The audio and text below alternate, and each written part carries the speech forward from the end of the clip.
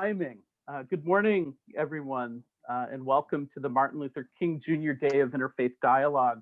I'm Carrie Taylor. I'm an associate professor of American history at the Citadel in Charleston, and I serve as a tri-chair of the South Carolina Poor People's Campaign, a national call for moral revival.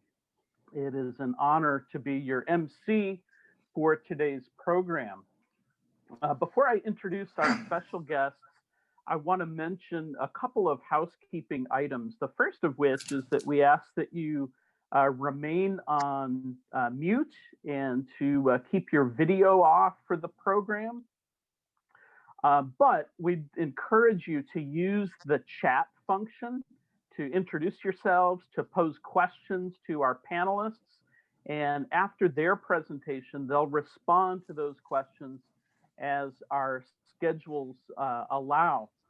I'd also ask that if you're serving as a moderator, if you'd indicate that in your name so that we can give you moderator privileges for the small group discussions. The conversations that we have today are urgent conversations. Dr. King left us nearly 53 years ago in the midst of what he viewed as an unfinished revolution. In the last months of his life, Dr. King devoted his energies to mobilizing support for the Poor People's Campaign, an effort to force the nation to confront the interlocking evils of racism, poverty, and war. Those challenges are even more pressing today as we struggle with the overlapping political, economic, ecological, and public health crises. You are in the right place for this conversation.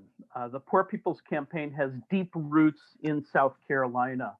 A daughter from Bennettsville, the young attorney Marion Wright Edelman, was among the campaign's earliest proponents. Plans for the Poor People's Campaign were made at the Penn Center on St. Helena. And in May of 1968, the Southern Caravan of poor people who traveled to Washington, D.C. to lobby government officials, they made well-publicized stops in Charleston and Greenville, gaining supporters all along the way. After the campaign left Washington, D.C. later that summer, it was in South Carolina that the Poor People's Campaign was resurrected through the Charleston hospital worker strike, and the following year through an effort to organize Black and white steel workers at Georgetown Steel. So our history is tightly bound to the Poor People's Campaign and Dr. King's unfinished work, so that this is the right place for these conversations. We've also brought together the right people for these conversations. First of all, there's us. People of goodwill from across the state, of diverse races and ethnicities, ages, class backgrounds, sexual orientations, and faith traditions. And then there are the two outstanding people who will inform our conversations. As an organizer of the Poor People's Campaign and the Charleston hospital strike, the Reverend John Reynolds played a pivotal role in the movement as it shifted in the late 1960s from questions of civil rights to human rights. John Reynolds began working with Dr. King in the Southern Christian Leadership Conference as a young man in 1965 when he was recruited into their voter registration work in his hometown of Troy, Alabama. He remained on the staff until 1971, working across the South and in Chicago. After leaving the Southern Christian Leadership Conference, he received a Master's of Divinity from the Andover Newton Theological School and served as pastor of Bethany Baptist Church in Pawtucket, Rhode Island. His commitment to voter registration, that fundamental practice of democracy that brought him into the movement, continues through his leadership of Scope 50. Reverend Reynolds is the author of The Fight for Freedom, a memoir of my years in the civil rights movement, and he has lived with his wife Gloria on Seabrook Island since 2010. So in Reverend Reynolds, we have one of the movement's great forebears with us. In Carolyn Murray, we have a faithful daughter of the movement. If I've put some emphasis on the unfulfilled promises of the civil rights movement, journalist Carolyn Murray reminds us of its great advances. She's a graduate of Burke High School and a 1988 graduate of the University of South Carolina in Columbia. Early in her acclaimed career in broadcast journalism, she was mentored by Bill Saunders, a Johns Island human rights activist and one of the community leaders of the Charleston strike.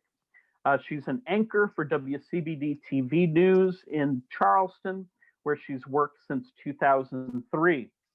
Her reporting has been recognized for excellence by the South Carolina Broadcasters Association and the South Carolina Associated Press, among many other groups. She was recently awarded her third Emmy Award for Hidden History, Food from the Soul, and she's the co-producer of an excellent documentary about the Charleston hospital strike, Civil Rights and Civil Wrongs. The conversation between Carolyn Murray and Reverend Reynolds is intended to inform our small discussion groups that will follow. And with those preliminaries, I'd like to turn it over to Reverend Reynolds and Carolyn Murray. Thank you so much, Dr. Taylor, and we appreciate such a warm welcome and all that you've done for the continued struggle and to keep us informed. It's a pleasure to be with you this morning, and certainly a great pleasure and honor to spend time once again with who has very quickly become a very dear friend and mentor, Reverend John Reynolds. Thank you.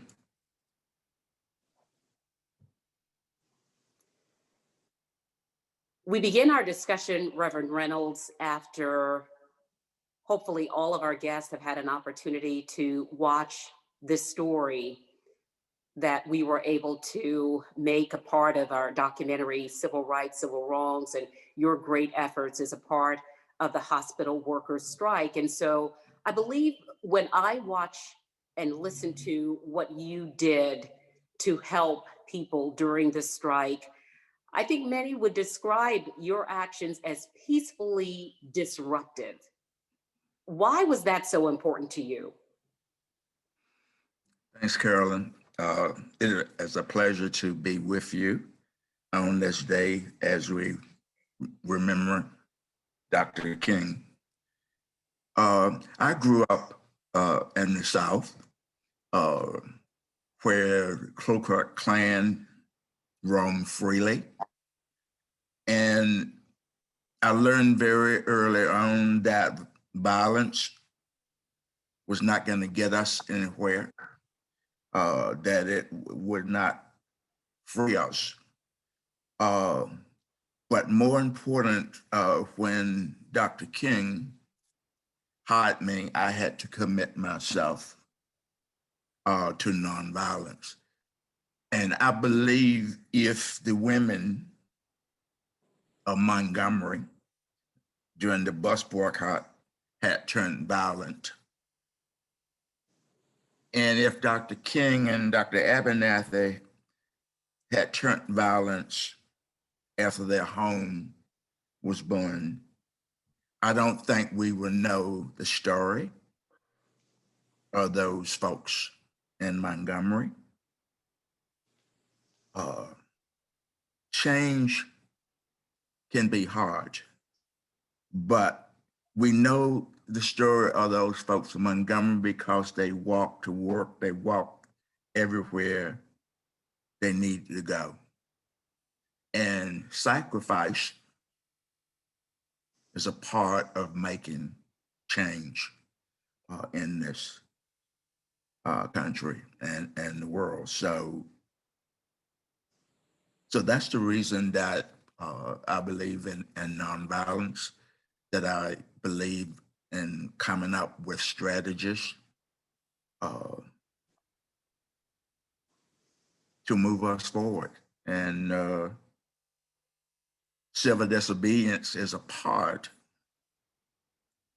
of those efforts. When I was here during the hospital strike, one of my tasks was to not let the fine ladies of Charleston go downtown shopping. So that was a strategy for that. And one of the things that we did, we blocked off King Street. So to me, that's just a part of what you do in a movement. It's not about you. It's about the folks. I hope that answered your question. Absolutely. Reverend Reynolds, as you mentioned, you were handpicked. You were chosen by Septima P. Clark to be a leader, and then anointed, if you will, by Dr. King to move into this role. What did that mean to you personally to be selected by these giants in this civil and human rights movement to be a leader? But Carolyn, it changed my life forever.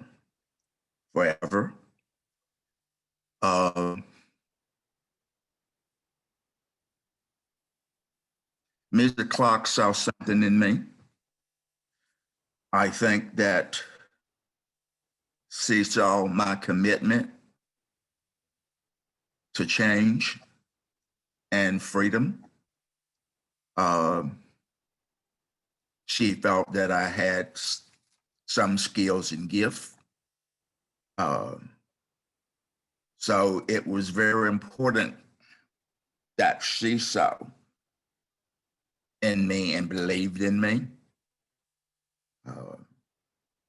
I never thought that I would meet Dr. King. And I think also she saw that I was sort of a shy young boy from the rural community of Troy and Pike County. And she didn't want me to necessarily get caught up in the hiring staff process. So she called Dr. King and says, I have this young man, and I would like for you to interview him rather than Jose William. And so that was the moment that my life changed. I think I've always been passionate and caring about folks. I think one of the reasons that I got involved in my hometown, because my grandmother couldn't go to a restaurant and eat. So it was necessary for me to speak on her behalf. And I think Dr. King saw that I had those kind of quality and had leadership skills, and that I was willing to adapt to change, if you will, and more, and in order to make a difference in this world. So I think that's what they saw in me, and I'm 70 something now. I was 17 back then, and I'm still fighting. And I think I will be until God call me home. And we pray that that will not be for a very, very long time, because you still have a lot of work to do. And we are certainly encouraged by the work you continue to do And that work puts you alongside very young protesters. So, Reverend Reynolds, what do you say to keep them encouraged? And how do you continue to instruct them, particularly at a time when we are dealing with a pandemic, as well as the advent of technology that changes the way people communicate when they are trying to motivate others to get to work? So how do you communicate with them? What kinds of things are you doing perhaps differently than you did when you were a bit younger?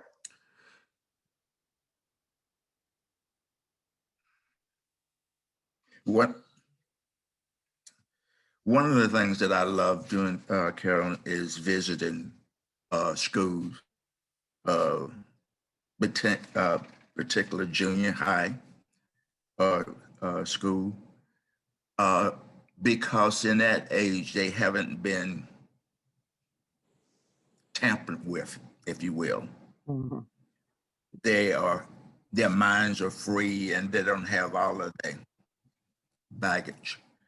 So that's what I try to do, is go into school and visit schools, because I think that it's important that young people be a part of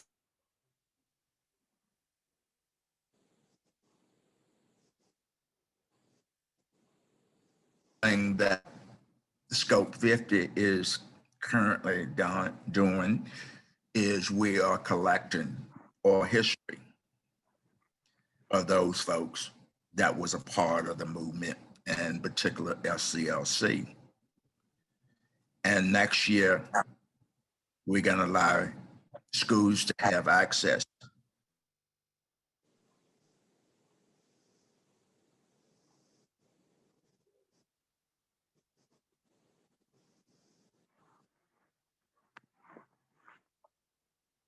Reverend Reynolds, hopefully we did not lose you. If we did, we will take a moment. And I think it's especially important right now when we consider what's about to happen in this country and what has happened over the last couple of weeks in this country. I'm wondering if you could describe your reaction to the rioting that happened on January 6th at the US Capitol. There are those who describe those actions as a protest. I believe many describe it as a riot. Please talk about your reactions to what you saw.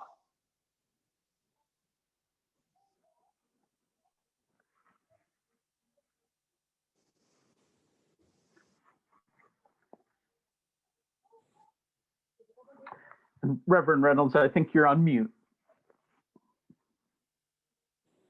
Okay, can you hear me now? Yes, thank you. Yes, we hear you.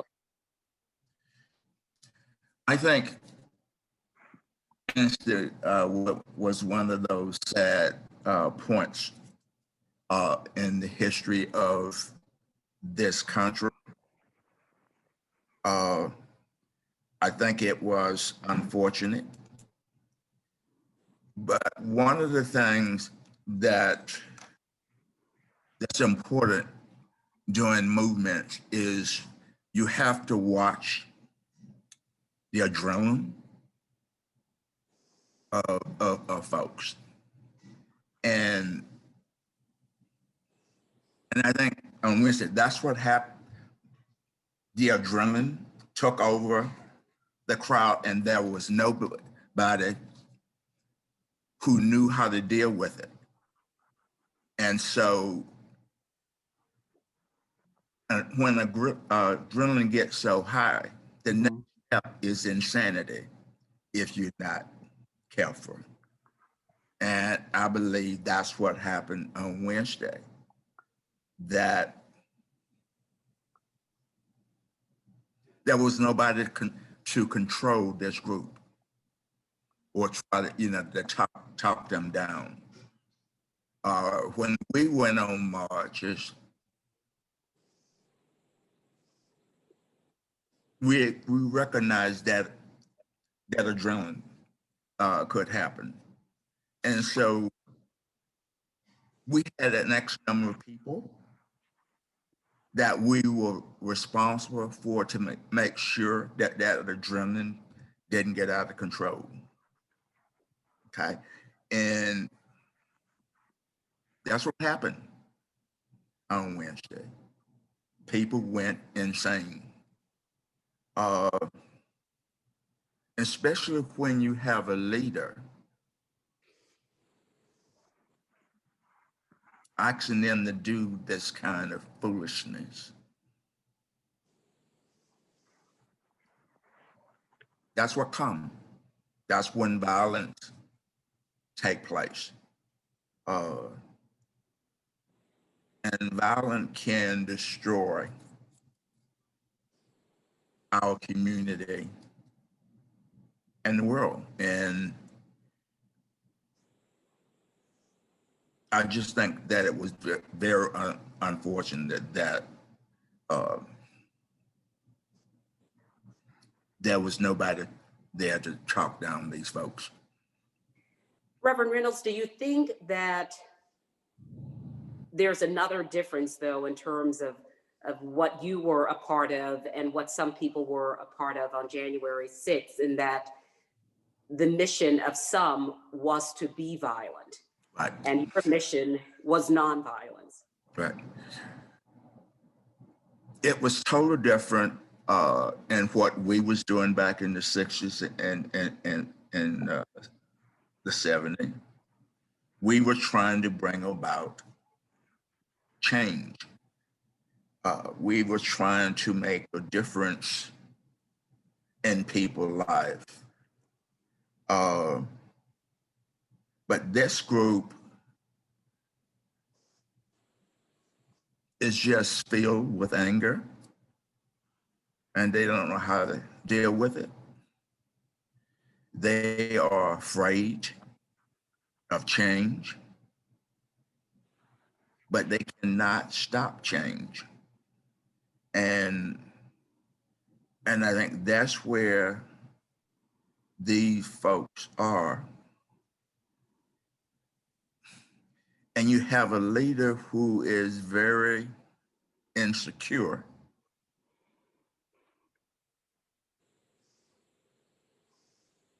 Then anything can happen, unfortunately. I'm just happy that no more people was killed than were killed. And that's very sad. And that breaks all of the rules that Dr. King taught me and those of us in the movement. We cared about folks. We was about trying to make life better for folks. And when you don't have people willing to step into the gap, unfortunately, that's what happened. And I think it's important to young folks to know history. History is a great teacher. And the first step, I believe, for young people is to get to know the history of their own families. Because that way they know where they come from. They know the sacrifice and the suffering that their grandparents and parents went through. And I think you are one of those models that young folk should look up to and get to know your story. See, one of the things, you cannot fix a car without tools. And we all need tools. In in order to learn who we are, what make us tick. And for me, telling my grandmother's story was important to me. And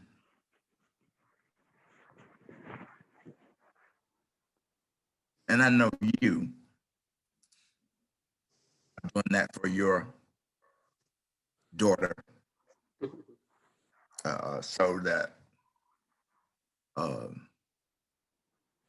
so God didn't put us here on this earth to stand on the corner. God put us here to do something.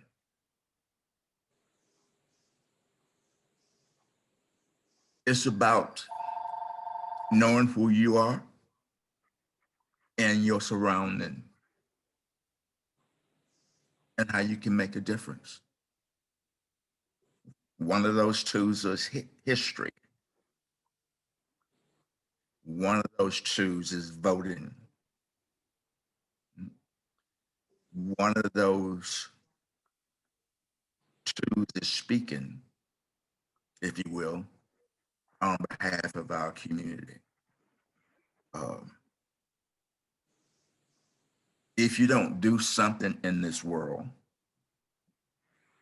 your life have no purpose. And I believe that no one is too young or too old to help bring about change.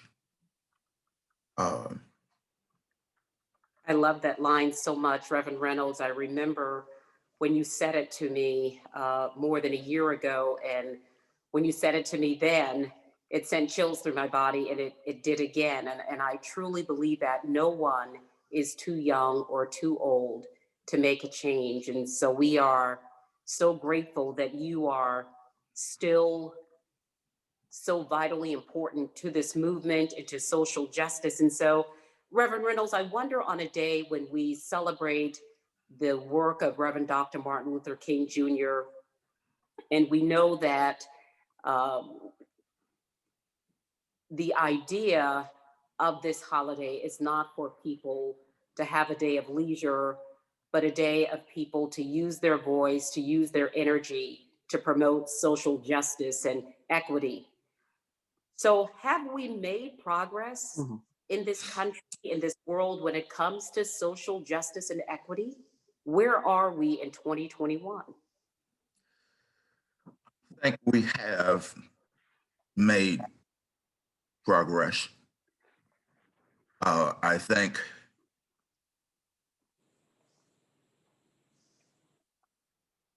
that we are in political power in this world. I think that we have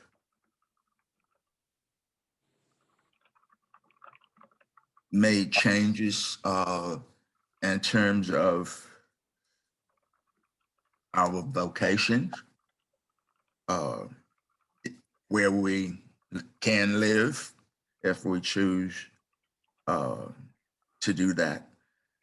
So I think we have made changes, but I think we are in a very dark place right now. Violence is rampant in this country. That's my greatest fear at the moment, is the potential for violence. And you know that violence destroys our community.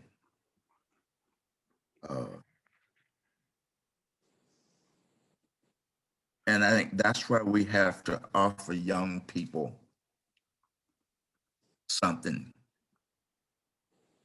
to help them understand that they have a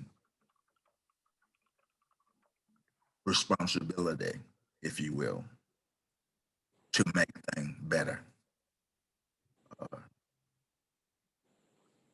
in this country. So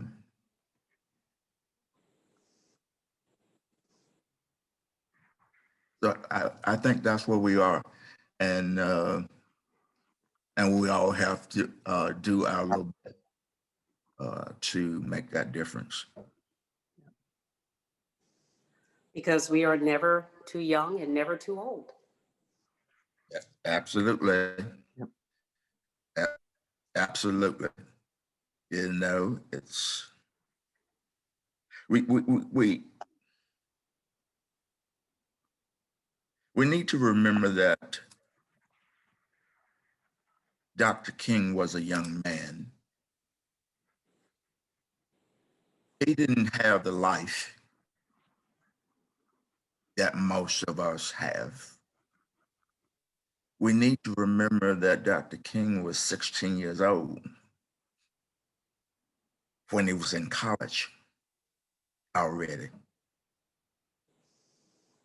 He had pressure on him almost since the day of his birth. He had his father looking over his shoulder. So he didn't have the opportunity to party like most of us. And so he had this responsibility on his shoulders his whole life. And then he steps up front and say, I will. This man faced death every day. And I know what that feels like when you wake up in the morning and not know whether you're gonna come back wherever you was. But that was a movement. And you didn't know. And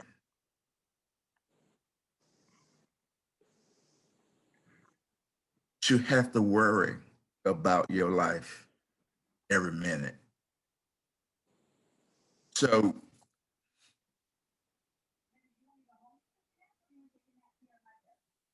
in some ways, I think God took him home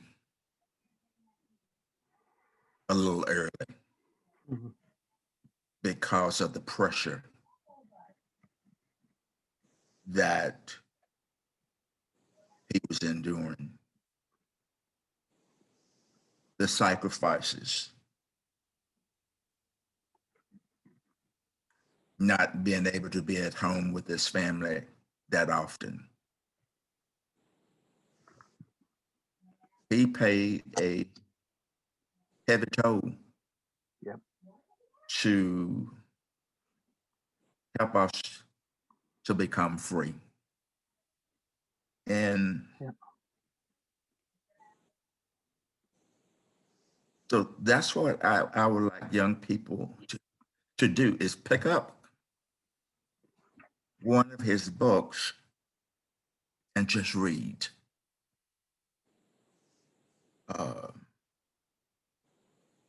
Because that can help shape you, if you will. And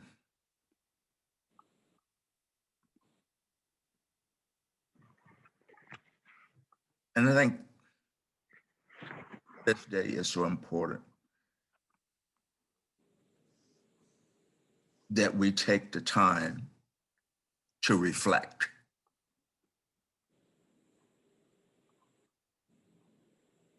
And give thanks to Martin Luther King and Ralph David Abernathy and Rosa Parks and Carolyn Murray. And Reverend John Reynolds. That's And right. many others.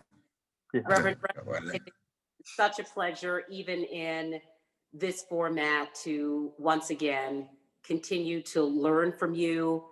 I am just so honored to watch you continue to grow as a person. And I think that that is a challenge we all face, to understand we have to, you know, change and evolve. And that is the joy of life if we are able to do it. And especially if we are able to do it and make the world better, not only for self, but for others. That is the true sacrifice. And it is the true character of a hero. And you are certainly one of ours, and certainly one of this amazing movement that continues to happen. So again, it is a pleasure and an honor to be with you and to be a part of a conversation involving you and to learn from you. And Dr. Taylor, I know that we have received a lot of reaction to what Reverend Reynolds has had to say. And so we turn the program back over to you so that we can continue the conversation. That's right. And there are so many great comments and questions in the chat. I hope that they can be saved and we can direct those to Reverend Reynolds, maybe for continued dialogue. But before we break into the groups, maybe we have time for one of the questions from the chat. And I'm paraphrasing here, but Reverend Reynolds, the question is, what do you see as the potential for a nonviolent direct action movement for social change in the modern South? And can you speak to some of that? I think that we saw a glimpse of that during last summer with the Black Lives Matter movement. I felt very good about seeing the number of young people out there trying to make change in this world. I think that the nonviolent movement is the way to go.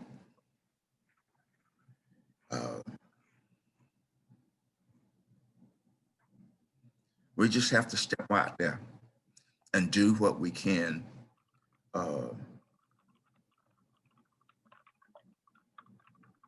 Because when I fall down, I hope someone will pick me up. And I think if we go from that principle,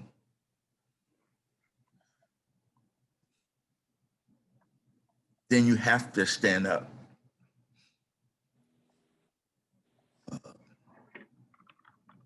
And help people through this life. So I can't think of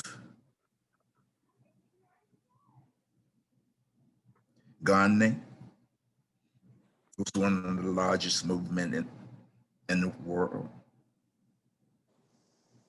He did it through nonviolence. Nelson Mandela freed the people of South Africa through nonviolence. So I don't think there can be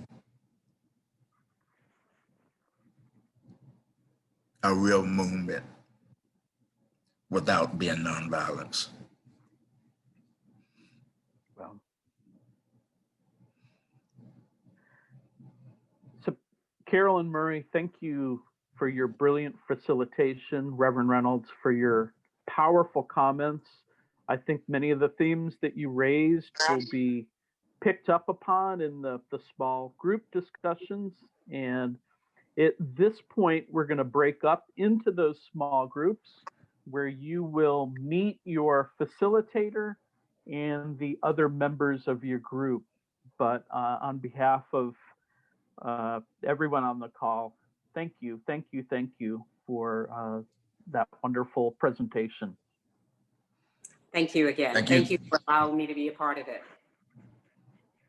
Thanks, Terry. Yep. And if you'd all just hang on, you should be assigned and transported to a group in just a few seconds. Your conversations were as rich as the small group that I've just returned from, and appreciate everyone's willingness to engage the process, to share, and to listen. Today's program represented a collaborative effort of several partners. And we want to take a couple minutes to acknowledge those partners. First, I'd like to invite Victoria Chance to say a few words about the work of My Neighbor's Voice. Victoria? Yes, thank you. Welcome to My Neighbor's Voice.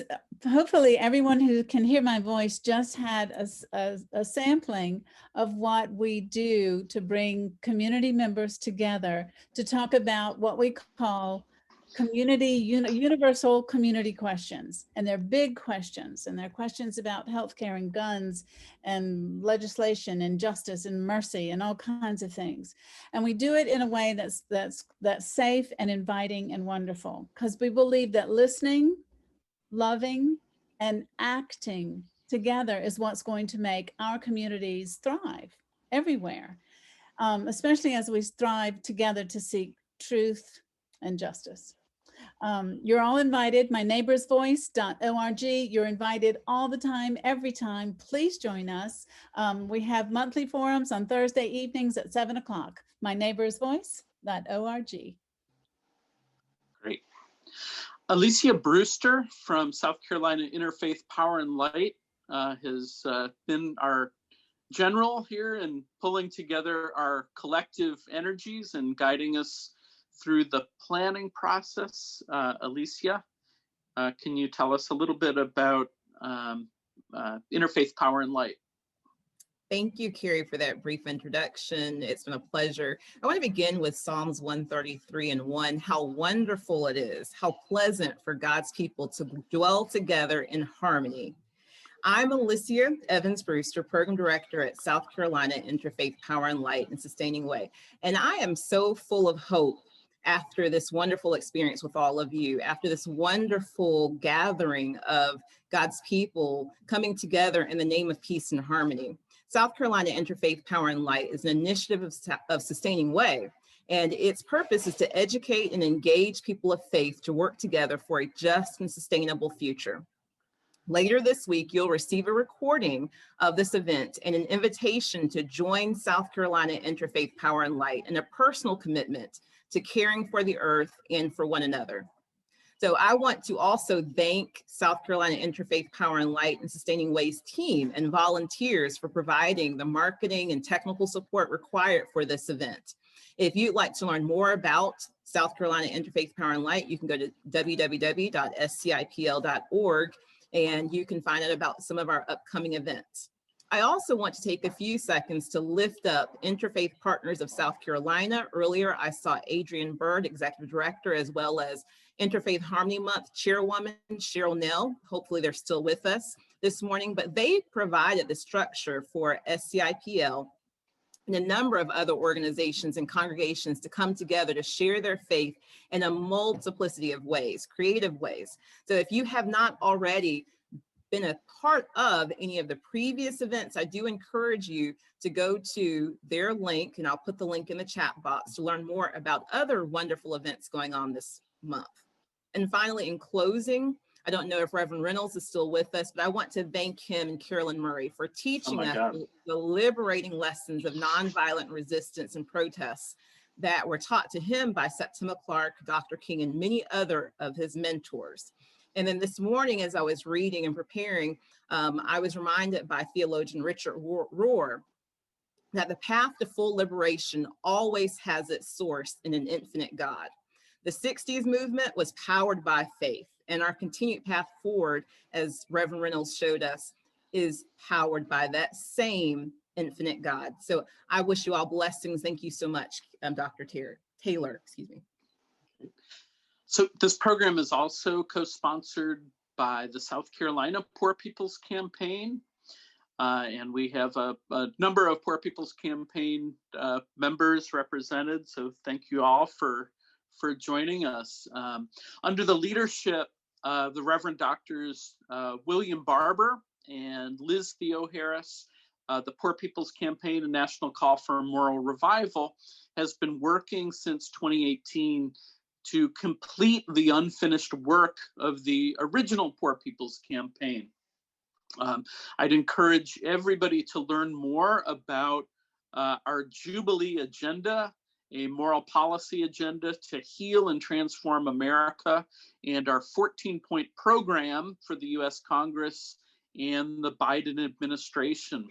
To stay involved in the work of the South Carolina Poor People's Campaign, probably the best way to stay on top of what we're up to is to follow us on Facebook. And I'll put these links in the chat, but it's, oh, somebody took care of it. That's wonderful. It's facebook.com /PoorPeopleSC. You can also feel free to reach out to me via email at carryt33@gmail.com. That's carryt33@gmail.com, and I'll put that in the chat as well.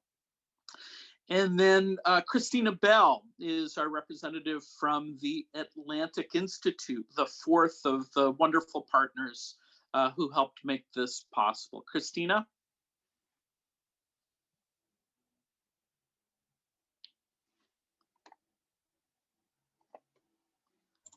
Hi, good morning still. It's still morning. I think I'm here now. I just wanted to make sure.